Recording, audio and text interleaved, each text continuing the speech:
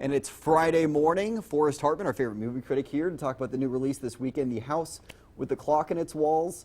Thank you so much for coming in. Yeah, absolutely. Glad to be here. This is a film that stars Jack Black and Cate Blanchett and a young star, Owen Vaccaro, and really targeted at the family audience. It's a PG-rated film, which we don't see nearly as many live-action films targeted at that audience as I think probably we should. Usually it's animated films shooting for that group. Sure, but from what I understand, there's a lot of special effects that go into this one. It's a little bit, it's a fun movie, really. It's a Halloween film, I guess, would be one way to put it. It's about a young boy who's recently orphaned, who goes to live with his uncle, who he discovers is a warlock. And that uncle is played by Jack Black, a guy I always like to see on screen.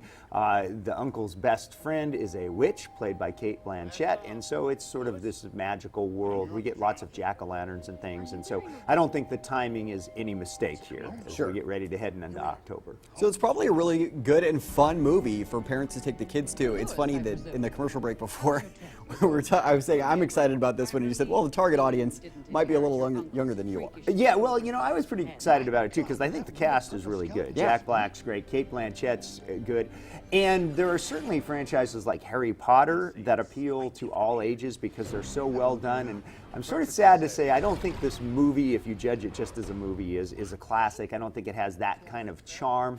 That said, I think there's two ways to review films, and I really do get the feeling that the producers here were shooting for a family movie that would appeal largely to 5 to 12-year-olds, sort of that range, pre-high school.